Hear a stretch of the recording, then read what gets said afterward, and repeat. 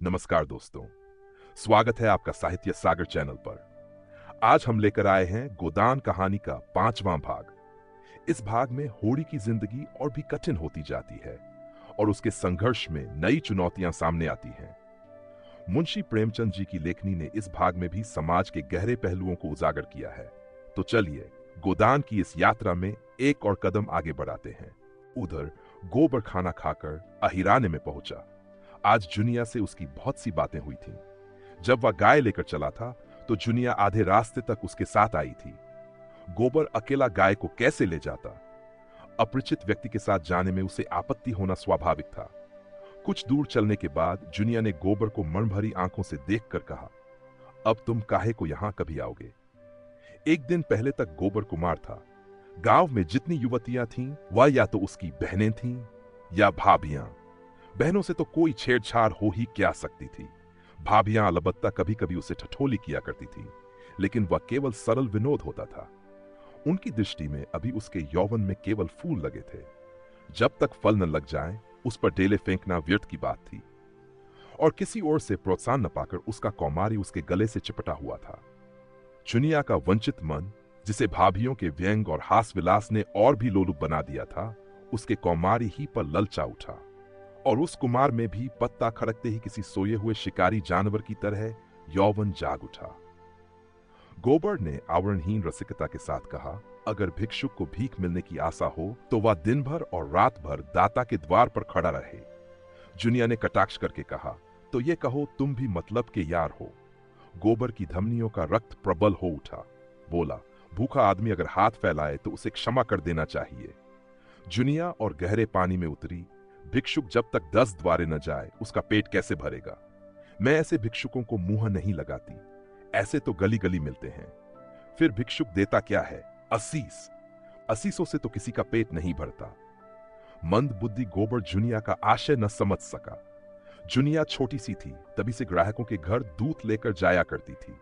ससुराल में उसे ग्राहकों के घर दूध पहुंचाना पड़ता था। आजकल भी दही बेचने का भार उसी पर था। उसे तरह तरह के मनुष्यों से साबिका पड़ चुका था। 2-4 रुपए उसके हाथ लग जाते थे। घड़ी भर के लिए मनोरंजन भी हो जाता था।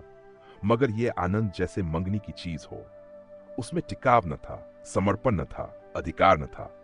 वह ऐसा प्रेम चाहती थी जिसके लिए वह जिए और मरे, जिस पर वह अपने को समर्पित कर दे। वह केवल जुगनू की चमक नहीं, दीपक का स्थायी प्रकाश चाहती थी। वह एक गृहस्थ की बालिका थी जिसके गृहनीति को रसिकों की लगावटबाजियों ने कुचल नहीं पाया था। गोबर ने कामना से उद्दीप्त मुख से कहा, भिक्षुक को एक ही द्वार पर भरपेट मिल जाए तो क्यों द्वार द्वार घूमे? जुनिया ने सदैव भाव से उसकी ओर ताका। कितना भोला है, कुछ समझता ही नहीं। भिक्षुक को एक द्वार पर भरपेट कहां मिलता है? उसे तो चुटकी ही मिलेगी। सरबस तो तभी पाओगे जब अपना सरबस दोगे। मेरे पास क्या है जुनिया? तुम्हारे पास कुछ नहीं है। मैं तो समझती हूं मेरे लिए तुम्हारे पास जो कुछ है वह बड़े बड़े लखपतियों के पास नहीं है। तुम मुझसे भीख न मांगकर मुझे मोल ले सकते हो। गोबर उसे चकित नेत्रों से देखने लगा। जुनिया ने फिर कहा, और जानते हो दाम क्या देना होगा? मेरा होकर रहना पड़ेगा। फिर किसी के सामने हाथ फैलाए देखूंगी तो घर से निकाल दूंगी। गोबर को जैसे अंधेरे में टटोलते हुए इच्छित वस्तु मिल गई। एक विचित्र भय मिश्रित आनंद से उसका रोम रोम पुलकित उठा। लेकिन यह कैसे होगा? जुनिया को रख ले तो रखेली को लेकर घर में रहेगा कैसे? बिरादरी का झंझट जो है, सारा गांव कांव कांव करने लगेगा। सभी दुश्मन हो जाएंगे। अम्मा तो इसे घर में घुसने भी न देगी। लेकिन जब स्त्री होकर यह नहीं डरती तो पुरुष होकर वह क्यों डरे? बहुत होगा, लोग उसे अलग कर देंगे रहेगा। जुनिया जैसी औरत गांव में दूसरी कौन है? कितनी समझदारी की बातें करती है। क्या जानती नहीं कि मैं उसके जोग नहीं हूं, फिर भी मुझसे प्रेम करती है। मेरी होने को राजी है। गांव वाले निकाल देंगे तो क्या संसार में दूसरा गांव ही नहीं है? और गांव क्यों छोड़े? मातादीन ने चमारिन बैठा ली तो किसी ने क्या कर लिया? दातादीन दांत कटकटा कर रह गए। मातादीन ने इतना जरूर किया कि अपना धर्म बचा लिया। अब भी बिना स्नान पूजा किए मुंह में पानी नहीं डालते। दोनों जून अपना भोजन आप पकाते हैं और अब तो अलग भोजन नहीं पकाते। दातादीन और वह साथ बैठकर खाते हैं। जिंगुरी सिंह ने बामहनी रख ली, उनका किसी ने क्या कर लिया? उनका जितना आदरमान तब था उतना ही आज भी है। बल्कि और बढ़ गया। पहले नौकरी खोजते फिरते थे, अब उसके रुपए से महाजन बन बैठे। ठकुराई का रोब तो था ही, महाजनी का रोब भी जम गया। मगर फिर ख्याल आया कहीं जुनिया दिल लगी न कर रही हो। पहले इसकी ओर से निश्चिंत हो जाना आवश्यक था। उसने पूछा, मन से कहती हो जूना कि खाली लालच दे रही हो? मैं तो तुम्हारा हो चुका, लेकिन तुम भी हो जाओगी? तुम मेरे हो चुके कैसे जानूं? तुम जान भी चाहो तो दे दूं। जान देने का अर्थ भी समझते हो? तुम समझा दो ना। जान देने का अर्थ है साथ रहकर निबाह करना, एक बार हाथ पकड़कर उम्र भर निबाह करते रहना, चाहे दुनिया कुछ कहे, चाहे माँ बाप, भाई बंद, घर द्वार सब कुछ छोड़ना पड़े।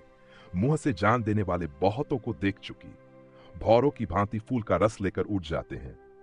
तुम भी वैसे ही न उठ जाओगे। बर के एक हाथ में गाय की पगिया थी, दूसरे हाथ से उसने जुनिया का हाथ पकड़ लिया, जैसे बिजली के तार पर हाथ गया हो। सारी देह यौवन के पहले स्पर्श से कांप उठी। कितनी मुलायम, गुदगुदी, कोमल कलाई। जुनिया ने उसका हाथ हटाया नहीं, मानो इस स्पर्श का उसके लिए कोई महत्व ही न हो।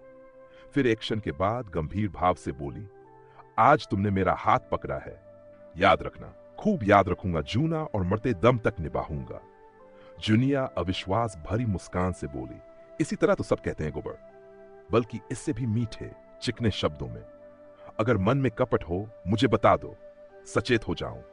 ऐसों को मन नहीं देती, उनसे तो खाली हंस बोल लेने का नाता रखती हूं। बरसों से दूध लेकर बाजार जाती हूं, एक से एक बाबू, महाजन, ठाकुर, वकील, अमले, अफसर अपना रसियापन दिखाकर मुझे फंसा लेना चाहते हैं। कोई छाती पर हाथ रखकर कहता है चुनिया तरसा मत, कोई मुझे रसीली नसीली चितवन से घूरता है, मानो मारे प्रेम के बेहोश हो गया है। कोई रुपए दिखाता है, कोई गहने, सब मेरी गुलामी करने को तैयार रहते हैं उम्र भर, बल्कि उस जन्म में भी। लेकिन मैं उन सबों की नस पहचानती हूं, सबके सब भौंरे रस लेकर उड़ जाने वाले। मैं भी उन्हें ललचाती हूं, तिरछी नजरों से देखती हूं, मुस्कुराती हूं। वह मुझे गधी बनाते हैं, मैं उन्हें उल्लू बनाती हूं। मैं मर जाऊं तो उनकी आंखों में आंसू न आएगा, वह मर जाए तो मैं कहूंगी अच्छा हुआ, निगोड़ा मर गया। मैं तो जिसकी हो जाऊंगी उसकी जन्म भर के लिए हो जाऊंगी। सुख में, दुहक में, संपत में उसके साथ रहूंगी। हरजाई नहीं हूं किससे हंसती बोलती फिरूं, न रुपए की भूखी हूं, न गहने कपड़े की। बस भले आदमी का संग चाहती हूं, जो मुझे अपना समझे और जिसे मैं भी अपना समझूं। एक पंडित जी बहुत तिलक मुद्रा लगाते हैं, आध सेर दूध लेते हैं। एक दिन उनकी घरवाली कहीं नेवते में गई थी, मुझे क्या मालूम, और दिनों की तरह दूध लिए भीतर चली गई। वहां पुकारती हूं बहूजी बहूजी, कोई बोलता ही नहीं।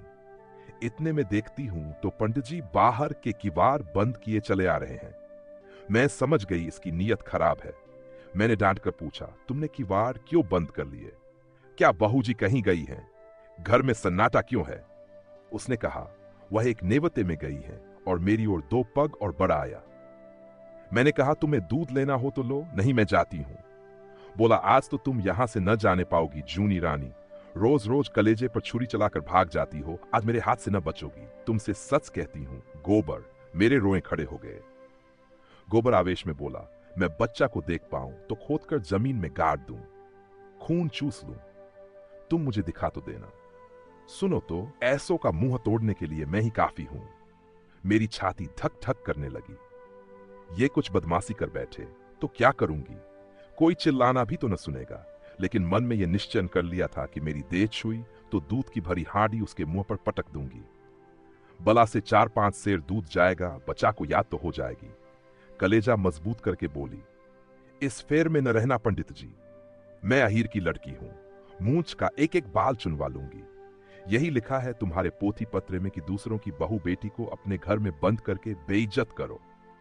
इसीलिए तिलक मुद्रा का जाल बिछाए बैठे हो, लगा हाथ जोड़ने, पैरों पड़ने।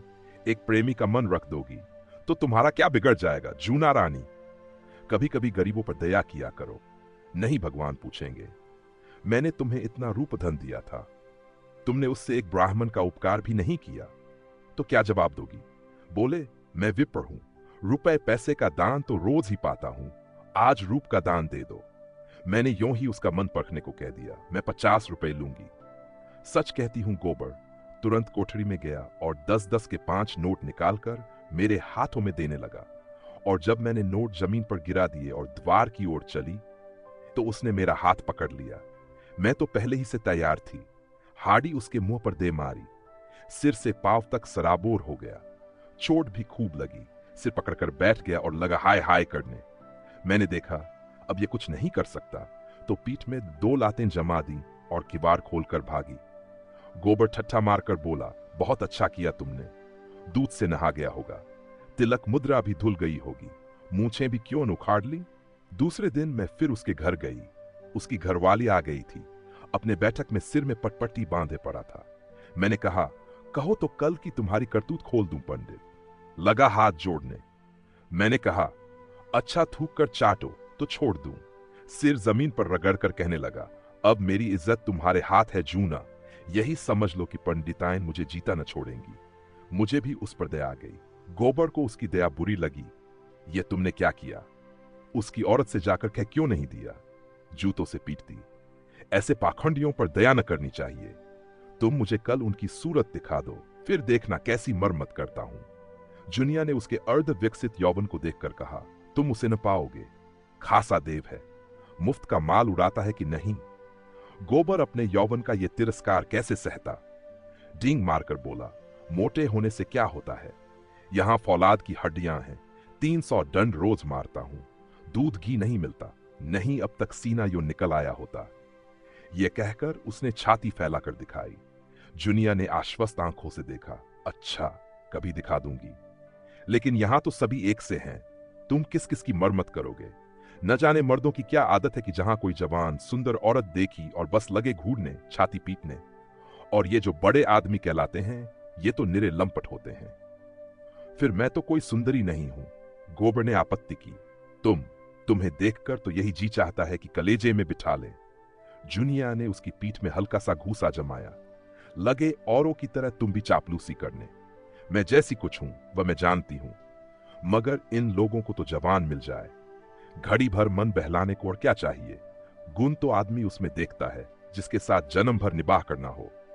सुनती भी हूं और देखती भी हूं। आजकल बड़े घरों की विचित्र लीला है। जिस महल्ले में मेरी ससुराल है, ज्यू शायद उसी में गपड़ू गपड़ू नाम के काश्मीरी रहते थे। बड़े भारी आदमी थे। उनके यहां 5 सेर दूध लगता था। उनकी 3 लड़कियां थीं।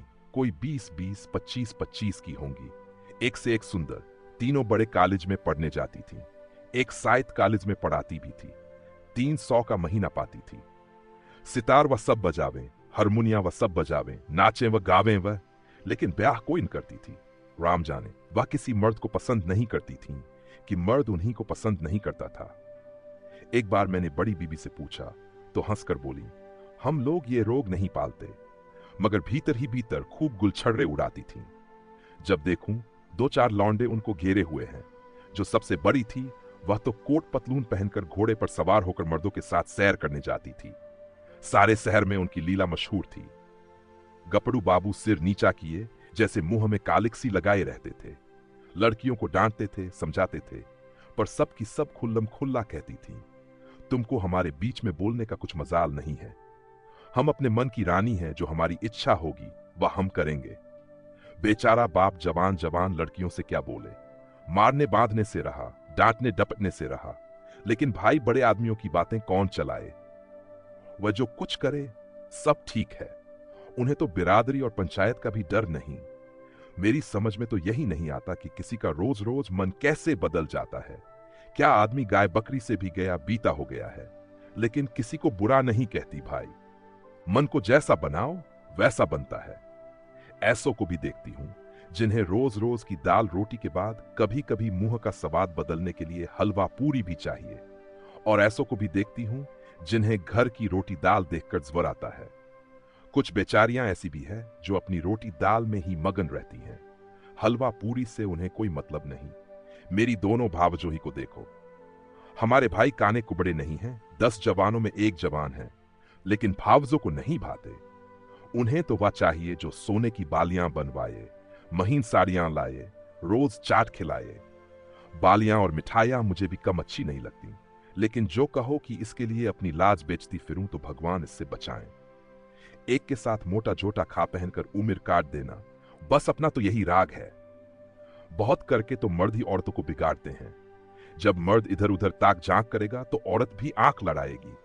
मर्द दूसरी औरतों के पीछे दौड़ेगा तो औरत भी जरूर मर्दों के पीछे दौड़ेगी। मर्द का हरजाईपन औरत को भी उतना ही बुरा लगता है जितना औरत का मदद को, यही समझ लो। मैंने तो अपने आदमी से साफ साफ कह दिया था, अगर तुम इधर उधर लपके तो मेरी भी जो इच्छा होगी वह करूंगी। ये चाहो कि तुम तो अपने मन की करो और औरत को मार के डर से अपने काबू में रखो तो ये न होगा। तुम खुले खजाने करते हो, वह छिपकर करेगी। तुम उसे जलाकर सुखी नहीं रह सकते। गोबर के लिए ये एक नई दुनिया की बातें थीं। तन में होकर सुन रहा था। कभी कभी तो आप उसके पांव रुक जाते, फिर सचेत होकर चलने लगता। जुनिया ने पहले अपने रूप से मोहित किया था। आज उसने अपने जान और अनुभव से भरी बातों और अपने सतीत्व के बखान से मुग्ध कर लिया। ऐसी रूप, गुण, जान की आगरी उसे मिल जाए तो धन्य भाग। फिर वह क्यों पंचायत और बिरादरी से डरे? जुनिया ने जब देख लिया कि उसका गहरा रंग जम गया तो छाती पर हाथ रखकर जीभ दांत से काटती हुई बोली, अरे ये तो तुम्हारा गांव आ गया। तुम भी बड़े मुंह रहे हो, मुझसे कहा भी नहीं कि लौट जाओ। ये कहकर वो लौट पड़ी। गोबर ने आग्रह करके कहा, एक क्षण के लिए मेरे घर क्यों नहीं चलती? अम्मा अभी तो देख लें। जुनिया ने लज्जा से आंखें चुराकर कहा, तुम्हारे घर यूं न जाऊंगी। मुझे तो यही अचरज होता है कि मैं इतनी दूर कैसे आ गई। अच्छा बताओ अब कब आओगे? रात को मेरे द्वार पर अच्छी संगत होगी। चले आना, मैं अपने पिछवाड़े मिलूंगी। और जो न मिली तो लौट जाना, तो फिर मैं ना आऊंगा। आना पड़ेगा, नहीं कह देती हूं। तुम भी वचन दो कि मिलोगी। मैं वचन नहीं देती तो मैं भी नहीं आता, मेरी बला से। जुनिया अंगूठा दिखाकर चल दी। प्रथम मिलन में ही दोनों एक दूसरे पर अपना अपना अधिकार जमा चुके थे। जुनिया जानती थी वह आएगा, कैसे ना आएगा। गोबर जानता था वह मिलेगी, कैसे न मिलेगी। गोबर जब अकेला गाय को हाँकता हुआ चला तो ऐसा लगता था मानो स्वर्ग से गिर पड़ा है। तो दोस्तों, गोदान का 5वां भाग यहीं समाप्त होता है। इस भाग में होड़ी की जिंदगी में और भी जटिलताएं और संघर्ष बढ़ते जाते हैं, लेकिन उसकी उम्मीद और संघर्ष लगातार जारी रहते हैं। मुंशी प्रेमचंद जी ने इस भाग में भी समाज की कड़वी सच्चाइयों को बहुत सटीकता से उजागर किया है, जो हमें समाज के प्रति हमारी जिम्मेदारी की याद दिलाती है। अगर आपको ये वीडियो पसंद आया हो तो लाइक करें, चैनल को सब्सक्राइब करें और कमेंट में बताएं कि आपको गोदान के इस भाग में क्या सबसे ज्यादा प्रभावित किया। जल्द ही हम गोदान का 6ठा भाग लेकर आएंगे। तब तक जुड़े रहिए साहित्य सागर के साथ। धन्यवाद।